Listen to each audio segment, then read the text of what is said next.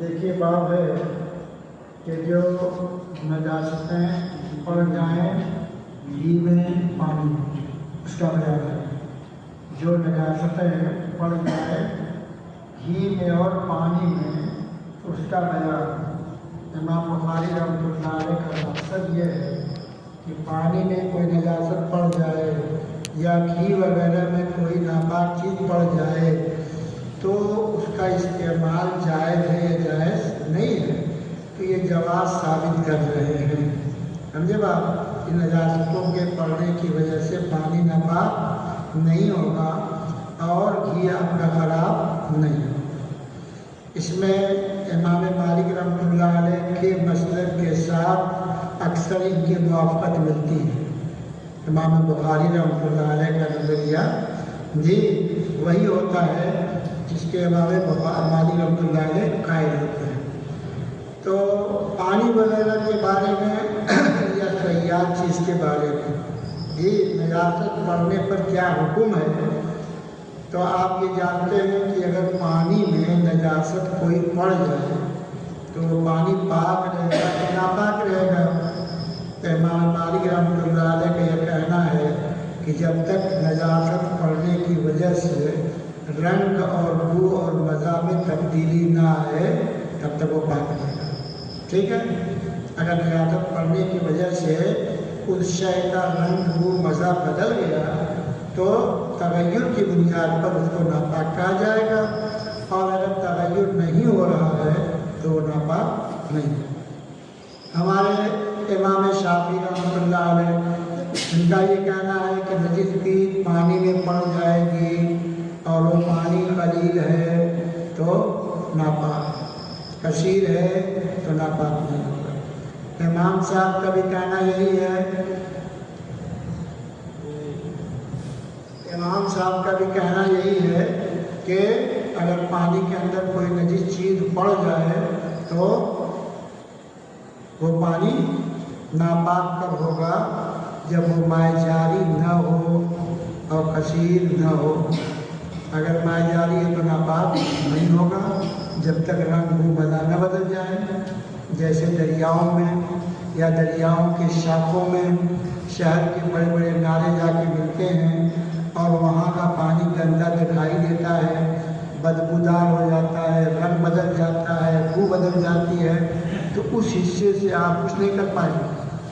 आपके अगर से दरिया का पानी जारी है जी, लेकिन वहाँ पर रंग बू मज़ा देखने ही में लगता है कि यहाँ नाला मिला हुआ है, उन हिस्सों से उसके करीब से आप न गुस्ल कर सकते हैं न वज़ू कर सकते हैं। जहाँ उधर असर नहीं दिखाई देता है, अब नदी है तो उसके अंदर उसका असर जितनी दूर तक हो, लेकिन पूरी नदी में थोड़ा स्रोत कर जाएगा, मतलब तो सारी नदियाँ खराब हो जाएंगी। बड़े बड़े शहरों के बड़े बड़े परनाले जिसमें आप जैसे 10 आदमी एक साथ बह जाएंगे, है कि नहीं? वो जाके मिलते हैं तो रंग बू मज़ा बदल जाए, बू वगैरह बदल जाए तब नापाक होंगे, वरना दरिया का पानी जारी है जी और उसमें नजासत तो बह जाएगी। मगर बड़े शहरों का पानी जहाँ गिरता है वहाँ पर तो तगय्युर हो ही जाता है।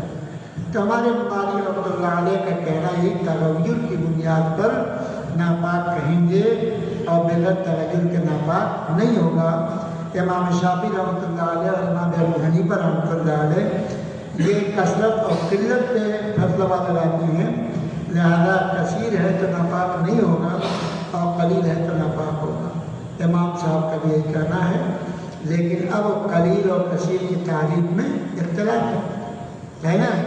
इमाम शाफी रहमतुल्लाह अलैह के कम से कम वो पानी 2 कुल्लतैन जी और सलासो क़िलाल का लफ्ज़ आता है, 2 कुल्ले 3 कुल्ले हो, 2 मटका 3 मटका पानी हो तो कसीर है, उससे कम है तो कलील है। लिहाजा कलील का मतलब है कि नजासत पड़ने से नापाक हो जाएगा जी। और इमाम साहब क्या फरमाते हैं? हाँ भाई कसीर हो तो नापाक नहीं होगा। कसीर की हद क्या है? एक हदीस है, उसके अंदर एक गदीर वाली तालाब वाली हदीस, उस हदीस से इमाम साहब ने कसीर की तारीफ किया है कि वो ऐसा इतना बड़ा तालाब था कि एक तरफ की हरकत से दूसरी तरफ हरकत का असर नहीं पहुँचता है। वह ऐसा पानी क्या होता है, कसीर माना जाता है। कहो गहराई कितनी, तो गहराई मैंने किताबों में पढ़ी, हदीस में तो नहीं मिली कि इतनी हो कि आप हाथ से ऐसे मारे तो ज़मीन न खुले। इतना पानी हो कि आप जोर से हटाएं तो ज़मीन न खुल पाए, तो उसको कसीर माना जाएगा। इसका मतलब ये है कि कम से कम एक बार इस गहराई होगी तो ज़मीन नहीं खुल पाएगी। तो अब इनका कहना यह है कि भाई कसीर होगा तो या मायारी हो या कसीर हो तो नापाक नहीं होगा। हमें ये देखना है कि इमाम बुखारी रहमतुल्लाह अलैह, इनका नज़रिया भी वही है जो इमाम मालिक रहमतुल्लाह अलैह का है, क्या कि दारो मदार कलील और कसीर पे नहीं है। वो कहते हैं अरे भाई रियादत पड़ गई, रियादत और पानी का तकाबुल करो, रियादत आपको कम दिखाई दे रही, पानी ज़्यादा दिखाई दे रहा है तो नापाक नहीं होगा। बात समझे ना, इस तरीके से। और रंग को मदा अगर बदल गया तो नापाक नहीं, तो आप देखें थोड़ी सी रियादत पड़ गई कोई फर्क नहीं पड़ेगा, मगर हाँ रंग ऊपर बदलने पर नापाक होगा। और ये इमाम बुखारी रहमतुल्लाह अलैह का भी कहना है। हमें बात आ गई, गोया इनके यहाँ पाकी और नापाकी का दारो मदार रंग के और साफ के बदलने पर है। देखना पड़ा ना, अब करें तो थोड़ा सा बाकी है जी। हाँ, ये तकरीर इतनी लंबी रोजाना नहीं होगी, जब तक हो रही चलने दीजिए, ठीक है ना। हाँ, बात इसीलिए जो है असर पेश किया इमाम ज़ोहरी ने, तो उनका मुद्दा समझ में आ गया ना। अब देखिए इमाम ज़ोहरी रहमतुल्लाह अलैह फरमाते हैं कि पानी में कोई हरज नहीं, यानी पानी को इस्तेमाल करने में कोई मुज़ायका नहीं, यानी वो पानी नापाक नहीं होगा रियादत पढ़ने से जब तक कि मज़ा रंग बू न बदले, ठीक है। हम्माद जी काल हज़रत हम्माद ये इमाम आज़म रहमतुल्लाह अलैह का उस्ताद फरमाया ला बास बिरीशिल मैता, और अगर कोई जो है मुर्दार की पर पड़ गई पानी में तो कोई हरज, आप उस पानी को इस्तेमाल कर सकते हैं।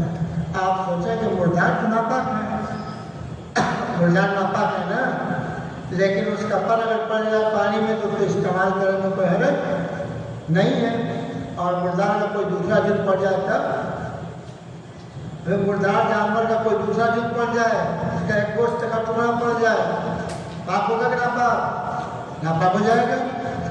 तो अब इससे इमाम साहब जो जिन्नत एक मसला और साबित कर रहे हैं, क्या कि ऐसा जानवर कि जिसके अंदर उसकी ऐसा जानवर कि जिसके जुर्म में हयात हुलूल नहीं करती जी, और वो जानवर क्या है, हलाल नहीं खाना, लेकिन उसके अंदर हयात हुलूल नहीं करती है, तो उसके मैदा होने के बाद उसका इस्तेमाल जायज़ है जी, वो हराम नहीं होगा। बात समझे? अरे मैदा कोई है, मतलब ये कि कुत्ता मर गया, कुत्ते के बाल हैं जी, तो अब वो मर गया, तो बाल ऐसी चीज़ है जिनमें हयात हुलूल नहीं करती, लिहाजा उसके मरने के बाद वो चीज़ हराम नहीं होती, वो बाकी रहती है। इसलिए वो अगर पड़ जाएगा तो पानी को इस्तेमाल करने में कोई हरज, इसलिए वो पाक है। तो अब देखिए जिन्होंने ने एक मतलब बताया कि कोई जानवर अगर मैदा बन जाए और उसका वो जुज़ पड़ जाए जिसमें हयात हुलूल नहीं करती, तो वो मरने के बाद मैदा बनने के बाद वो बाकी रहता, इसलिए कहा मैदा के पर के पड़ने से कोई हरज नहीं है। इमाम ज़ोहरी ने फरमाया मुर्दार की हड्डी, एक जानवर मैदा हो गया, होने बताने कि मैदा हराम है ना, लेकिन मुर्दार जानवर की हड्डी में जैसे हाथी या उसके अलावा कोई और जानवर ये उसके अलावा कोई और जानवर, तो कहते हैं कि मैंने बहुत से है ना असलाफ उलमा को, सलफ उलमाए कराम को पाया है कि वो हाथी के हड्डियों से या उसके दांतों से बनी हुई कंघी इस्तेमाल करते हैं, इसलिए कोची रहती है कुछ में हयात हुलूल नहीं करती। और वो बर्तन जो इन दांतों का बनता है जिसमें वो लोग तेल रखते थे और तेल रख करके उसी में से तेल लगाते थे जी, या दहनूना बेहफिया, उन बर्तनों में तेल और उन बर्तनों से वो तेल लगाते थे, تو یہ لوگ اس میں کوئی حرج نہیں سمجھتے جی، اس لیے حیات حلول نہیں کر رہی ہے، لہٰذا اس کے میتا بننے کے بعد بھی یہ چیزیں پاک رہیں گے، اسی لیے تو اس کے اندر تیل رکھا جاتا ہے، اور باقاعدہ دیکھا ہے کہ ہاتھی کے دانت کے بنے ہوئے برتنوں میں تیل، اور اس لیے لوگ اپنا تیل استعمال کرتے ہیں، اس سے بھی معلوم ہے کہ طہارت پاک ہے۔ فرمایا ابن سیرین نے اور ابراہیم نخعی نے لا باس بتجارت العاج، ایسے ہی اگر کیا ہاتھی کے دانت کا برتن بنا کر کے اور سامان بنا کر کے تسبیح بنا کر کے اور بھی دوسرے ضرور بنا کر کے کوئی شخص اگر بنوا کر کے بیچتا ہے، اس کی تجارت کرتا ہے، کوئی حرج نہیں ہے۔ اب ظاہر ہے کہ ہاتھی مر گیا، بہتا ہوا، مگر اس کا دانت وغیرہ اس کے اندر حیات حلول نہیں کرتی، لہٰذا میتا بننے کے بعد بھی ان کی تجارت جائز۔ ابن سیرین بھی کہتے ہیں، ابراہیم بھی کہتے ہیں، اس کا مطلب پاک ہے۔ حدیث پیش کر رہا ہے میمونہ کی، حضور نے حضرت عبداللہ بن عباس حضرت میمونہ سے نقل کرتے ہیں کہ حضور پاک صلی اللہ علیہ وسلم سے پوچھا گیا، جی کیا پوچھا گیا؟ اس چوہے کے بارے میں جو گھی میں پڑ گئی، جی ارے گھی میں ایک چوہیا گر گئی، اب بتاؤ گھی کیسا جمع کی کہ پگھلا مطلق ہے نا، گھی میں ایک چوہیا گر گئی، تو آپ نے فرمایا یہی کہا القوہا، ارے چوہیا نکال کو پھینک دو، اور جو اس کے اگل بغل کا گھی ہے اس کو پھینک دو، اور اس کے بعد اپنا گھی کھاؤ، اس کے بعد اپنا گھی استعمال کرو۔ اس سے بھی معلوم ہوا کہ اگل بغل جو اس کی بو وغیرہ رنگ وغیرہ اثر کرتا ہے وہ ہٹا دو، ہے نا، اور باقی جہاں پر رنگ وہ اثر نہیں کیا ہے وہاں اس کو استعمال کرو۔ میری بات سمجھ آ رہی ہے؟ یعنی یہاں پر بھی اس بات سے سمجھ آ رہا ہے کہ مدار اس کے اوصاف کے بدلنے پر ہے، ٹھیک ہے، لیکن میں یہ کہوں گا کہ اگر وہ گھی پگھلا ہوا ہوگا تب تو پورے پہ اثر جائے گا، جی، لیکن اب اس میں اگر رنگ بو مزہ نہیں بدلا ہے تو بقول ان کے کھاؤ، لیکن وہ یہ صرف یہ ثابت کر رہے ہیں کہ دیکھو حضور نے جی ان کی وجہ سے اگر ناپاک ہوتا تو حضور یہ نہیں کہتے کھاؤ اپنا گھی، کہا اگل بغل جو ہے اس کو ہٹا دو، تو یہ تو جمے ہوئے گھی میں ہوگا، جمے ہوئے گھی کے اندر ہوگا۔ بارہ ان کا مدعا اس سے بھی ثابت ہو رہا ہے۔ آگے حضرت میمونہ کہ نبی کریم صلی اللہ علیہ وسلم سے پوچھا گیا چوہے کے بارے میں جو گر گئی، تو اس میں الفاظ بدلے ہیں، کہا اس کو پکڑ لو پھینک دو، اور جو اس کے ارد گرد گئی اس کو ہٹا دو، اور اس کے بعد فتنہو ہو، ہے نا، جو اس کے ارد گرد چیز ہے وہ چوہیا اس کو نکال کے پھینک دو۔ اس میں ایک راوی ہے مان ہے جی، کہتے ہیں کہ مان نے کہا ہم سے بیان کیا مالک نے بیان کیا کہ عبداللہ ابن حدیث عباس سے میمونہ کی حدیث میں نے اتنی سنی ہے جس کو میں شمار نہیں کر پاؤں گا، جی، اور انہوں نے ہے نا بہت اس حدیث کو حضرت عبداللہ ابن عباس اور پھر میمونہ کی حدیث نقل کیا ہے، یعنی مطلب یہ کہ ماں کے واسطے سے یہ میمونہ کی حدیث بہت کثرت کے ساتھ یہ کہتے ہیں کہ ہم سے مالک نے بیان کیا ہے۔ پھر آگے ہیں حمام بن منبہ نبی ہریرہ عن النبی صلی اللہ علیہ وسلم قال کل کلم یکلمہ المسلم فی سبیل اللہ یکن یوم القیامہ کہیتیا، حضور نے فرمایا کہ ہر وہ زخم جو کسی مسلمان کو لگا اللہ کے راستے میں، وہ آدمی قیامت کے دن اپنی اسی حیت پر آئے گا جس حیت میں اس کو زخم لگا تھا اور خون بہ رہا تھا، بات سمجھے؟ اور آگے دیکھیے پھر اللون لون الدم، یہ شہید جو ہے قیامت کے دن جب آئے گا اللہ کے حضور تو کیسے پیش کیا جائے گا؟ ایسے ہی پیش کیا جائے گا جس زخم کی حالت میں وہ بیچارہ شہید ہوا ہے، بات سمجھے؟ زخم ہرا ہوگا، خون تازہ بہ رہا ہوگا، رنگ بالکل خون کا ہوگا، مگر اس کے اندر اس خون سے مشک کی خوشبو آ رہی ہوگی، بات سمجھے؟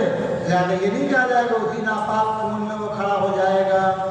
اس سے معلوم ہوتا ہے کہ اوصاف کے بدلنے سے حکم بدلتا ہے، اوصاف کے بدلنے سے حکم بدلتا ہے۔ جیسے کہ ہرن کا نافہ جانتے ہو، ہرن کا نافہ، ارے ہرن کی جھوڑی نہیں جانتے؟ ناپ آپ کی جانتے اپنی ناپ کو؟ اپنی ناپ ہی نہیں جانتا ہے، تو ایسے ہی ہرن کے بھی ناپ ہوتی ہے، سمجھے بات؟ اور ہرن کی ناپ سے خوشبو نکلتی ہے، اصلی خوشبو، جی اصلی جو مشک ہے نا، تو وہ نکلتی ہے ہرن کے نافے سے نکلتی ہے، تو وہ کیا ہوتا ہے؟ وہ دم سائل ہی ہوتا ہے، جو بالکل ناجائز ناپاک، بات سمجھے؟ مگر اس کے استعمال کرنے کا حکم، شوق سے استعمال کرنے کا حکم، اور بڑی قیمتی چیز، کیوں؟ اس لیے کہ اس کی ماہیت، اس کا رنگ بو بدل گیا ہے نا، اس کی ماہیت بدل گئی، معلوم ماہیت کے بدلنے پر حکم بدلتا ہے۔ بہت سی ناپاک چیزیں ماہیت بدلنے پر پاک ہو جاتی ہیں، جیسے یہ خون، دم مسفوح، حرام، ناپاک، جب ماہیت بدل گئی، وہ خون جو ہے مشک کے نافے میں جا کر جمع ہوتا ہے، جمع ہونے کے بعد جم جاتا ہے، جمنے کے بعد وہ باقاعدہ مشک بن جاتا ہے، اور جب وہ خشک ہو جاتا ہے تو وہ اس کی جھوڑی سوکھ کر کے گر جاتا ہے، بات سمجھ گئے نا؟ تو بڑا قیمتی مشک ہوتا ہے، جی کیا بات ہے؟ دم سائل تو ہے، دم سائل ہے، دم طاہر ناپاک ہے، لیکن معلوم کہ تغیر کی بنیاد پر حکم بدل رہا ہے، تو کہیں مثبت پہلو سے، کہیں منفی پہلو سے، کیا مطلب؟ کہیں شے پاک ہوتی ہے ماہیت بدلنے سے، رنگ بو بدلا بدلنے سے ناپاک، جیسے پانی، امام مالک کہتے ہیں پانی پاک ہے، لیکن رنگ بو بدلا